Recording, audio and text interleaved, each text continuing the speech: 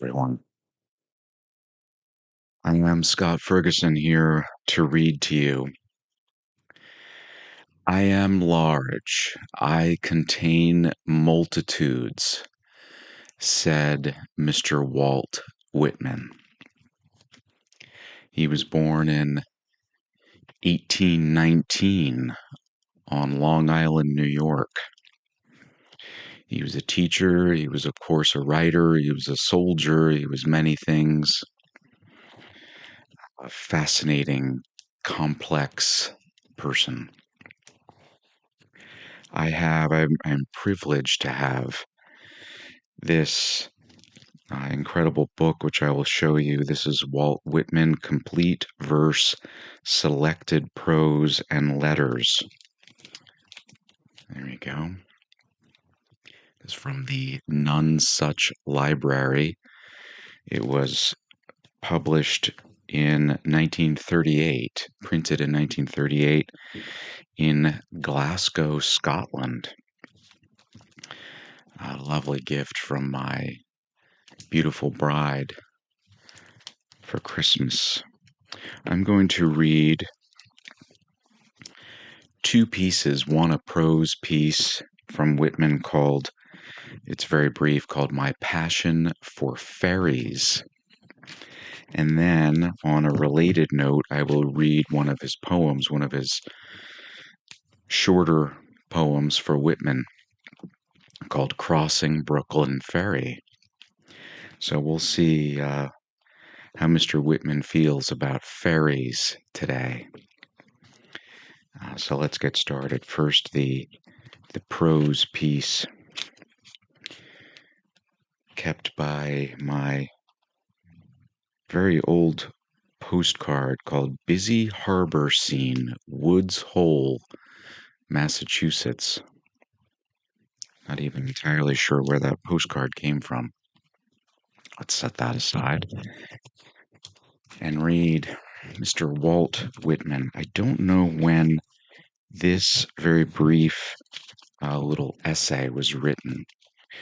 The poem that I'm going to read was written in 1856, or at least first published in 1856. So let's see. My Passion for Ferries by Walt Whitman.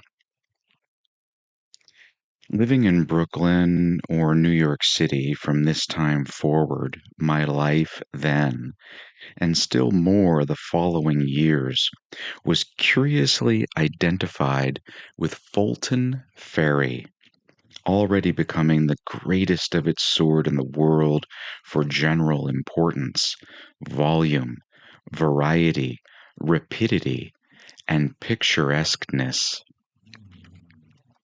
Almost daily, later from 50 to 60, that's 1850 to 1860, of course, I crossed on the boats, often up in the pilot houses where I could get a full sweep, absorbing shows, accompaniments, surroundings.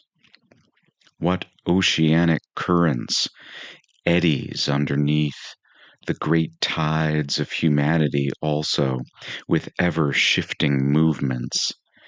Indeed, I have always had a passion for ferries. To me, they afford inimitable, streaming, never-failing, living poems. The river and bay scenery all about New York Island any time of a fine day. The hurrying, splashing sea tides, the changing panorama of steamers, all sizes, often a string of big ones outward bound to distant ports, the myriads of white-sailed schooners, sloops, skiffs, and the marvelously beautiful yachts, the majestic sound boats as they rounded the battery and came along towards 5 afternoon, eastward bound. The prospect off towards Staten Island, or down the Narrows, or the other way up the Hudson, What refreshment of spirit such sights and experiences gave me years ago, and many a time since. My old pilot friends, the Balseers, Johnny Cole, Ira Smith, William White, and my young ferry friend, Tom Gear. How well I remember them all. And now let's read Whitman's poem, Crossing Brooklyn Ferry.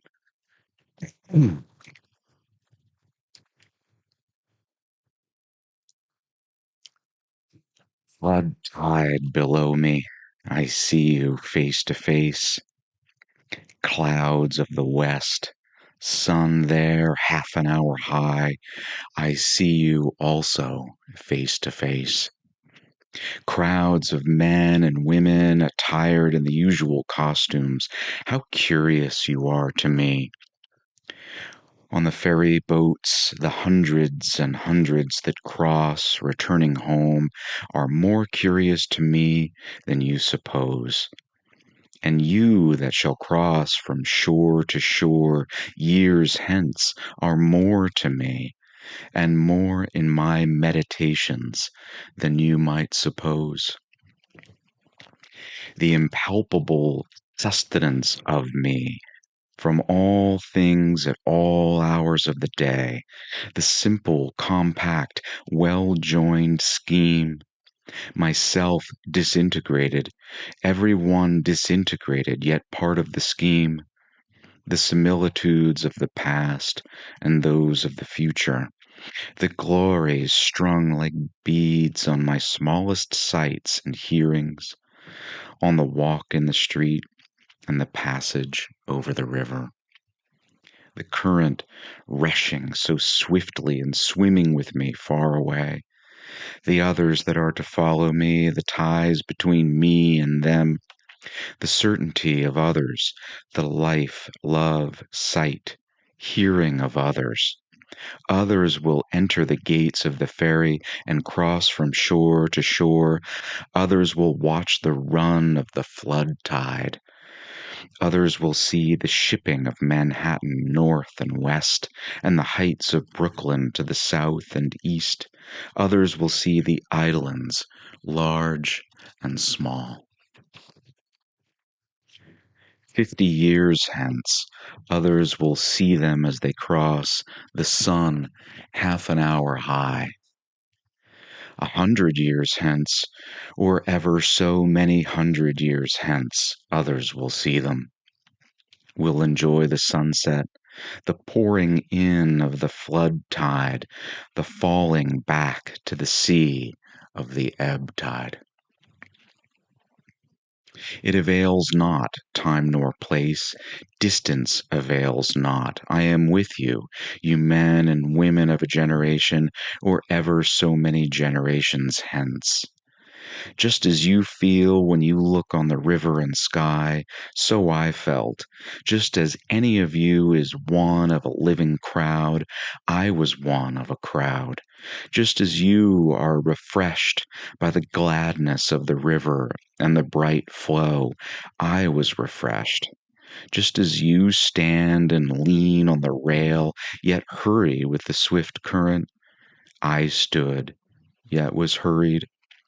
Just as you look on the numberless masts of ships and the thick-stemmed pipes of steamboats, I looked. I too, many and many a time, crossed the river of old, watched the 12th month seagulls, saw them high in the air, floating with motionless wings, oscillating their bodies, saw how glistening yellow lit up parts of their bodies and left the rest in strong shadow, saw the slow wheeling circles and the gradual edging toward the south, saw the reflection of the summer sky in the water, had my eyes dazzled by the shimmering track of beams, looked at the fine centrifugal spokes of light round the shape of my head in the sunlit water, looked on the haze on the hills southward and southwestward, looked on the vapor as it flew in fleeces tinged with violet, looked toward the lower bay to notice the vessels arriving, saw their approach, saw aboard those that were near me, saw the white sails of schooners and sloops, saw the ships at anchor, the sailors at work in the rigging or out astride the spars, round masts, the swinging motion of the hulls, the slender serpentine pennants, the large and small steamers in motion, the pilots in their pilot houses, the white wake left by the passage, the quick, tremulous whirl of the wheels, the flags of all nations, the falling of them at sunset, the scallop-edged waves in the twilight, the ladled cups, the frolicsome crests and glistening. The stretch afar growing dimmer and dimmer, the gray walls of the granite storehouses by the docks, on the river the shadowy group, the big steam tug, closely flanked on each side by the barges, the hay boat, the belated lighter, on the neighboring shore the fires from the foundry chimneys burning high and glaringly into the night, casting their flicker of black contrasted with wild red and yellow light over the tops of houses and down into the clefts of streets. These and all else were to me the same as they are to you.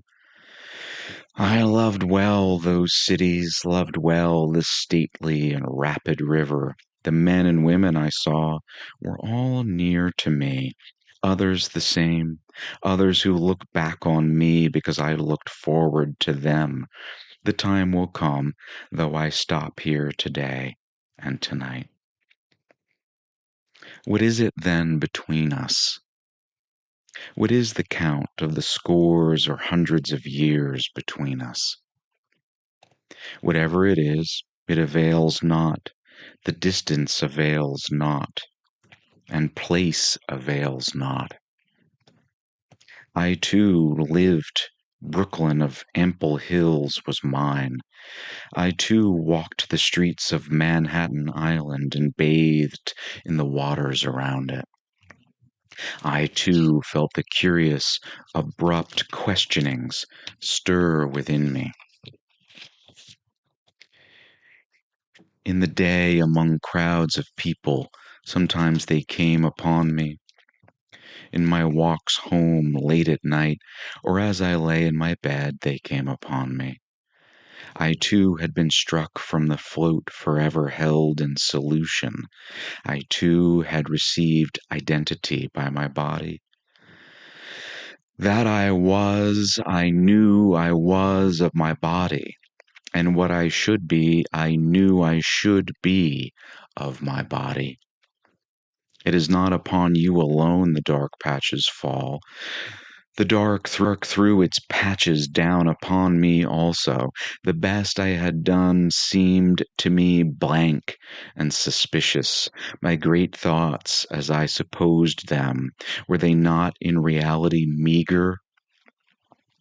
Nor is it you alone who know what it is to be evil. I am he who knew what it was to be evil.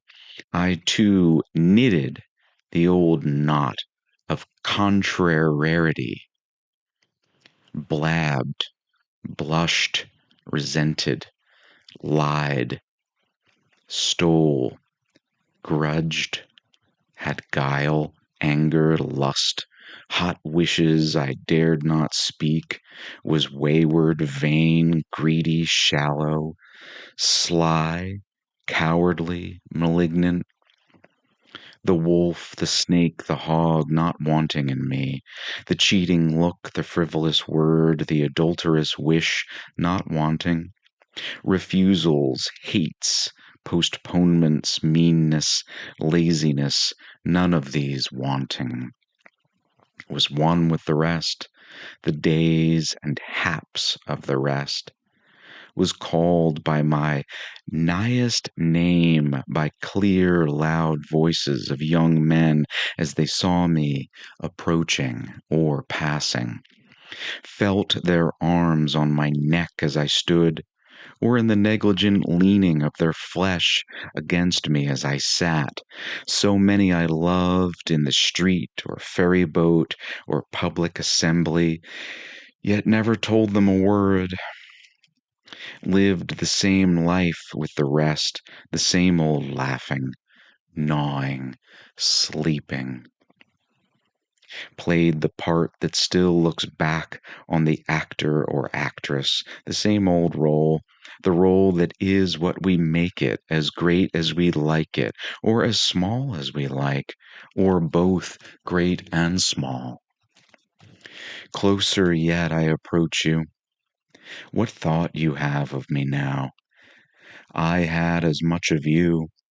I laid in my stores in advance. I considered long and seriously of you before you were born. Who was to know what should come home to me? Who knows but I am enjoying this?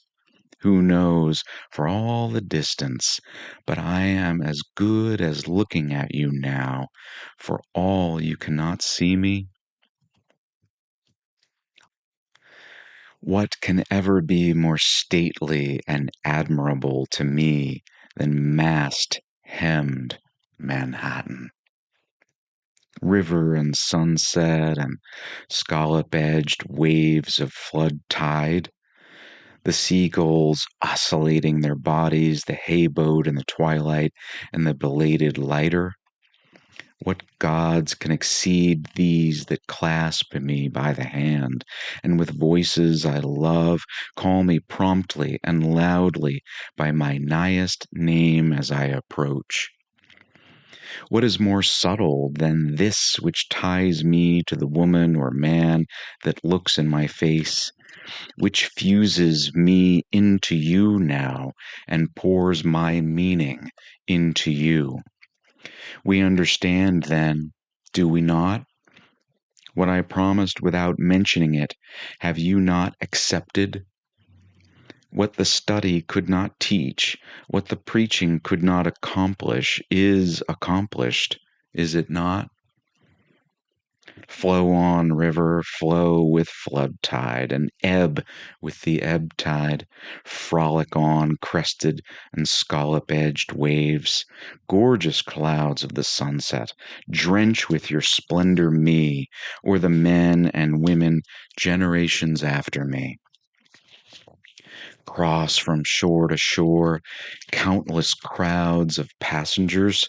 Stand up, tall masts of Manhattan. Stand up, beautiful hills of Brooklyn.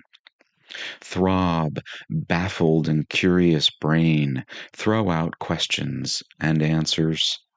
Suspend here and everywhere, eternal float of solution.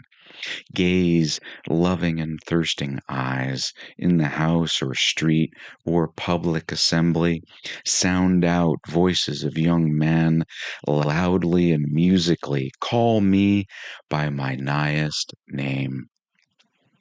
Live, old life, play the part that looks back on the actor or actress. Play the old role, the role that is great or small according as one makes it. Consider, you who peruse me, whether I may not in unknown ways be looking upon you. Be firm, rail over the river to support those who lean idly, yet haste with the hasting current. Fly on, seabirds, fly sideways, or wheel in large circles high in the air. Receive the summer sky you water, and faithfully hold it till all downcast eyes have time to take it from you. Diverge fine spokes of light from the shape of my head or anyone's head in the sunlit water. Come on, ships from the lower bay, pass up or down, white sailed schooners, sloops, lighters. Flaunt away, flags of all nations, be duly lowered at sunset. Burn high your fires, foundry chimneys, cast black shadows at nightfall, cast red and yellow light over the tops of the houses. Appearances now or henceforth indicate what you are. You necessary film continue to envelop the soul. About my body for me and your body for you be hung our divinest aromas. Thrive cities, bring your freight, bring your shows, ample and sufficient rivers. Expand, being than which none else is perhaps more spiritual. Keep your places, objects than which none else is more lasting. You have waited, you always wait, you dumb, beautiful ministers. We receive you with free sense at last, and are insatiate henceforward. Not you any more shall be able to foil us, or withhold yourselves from us. We use you and do not cast you aside. We plant you permanently within us. We fathom you not. We love you. There is perfection in you also. You furnish your parts toward eternity, great or small. You furnish your parts toward the soul. And that was Crossing Brooklyn Ferry from 1856 by Walt Whitman, someone who I think could be endlessly studied with fascination. And I thank you very much for watching and for listening.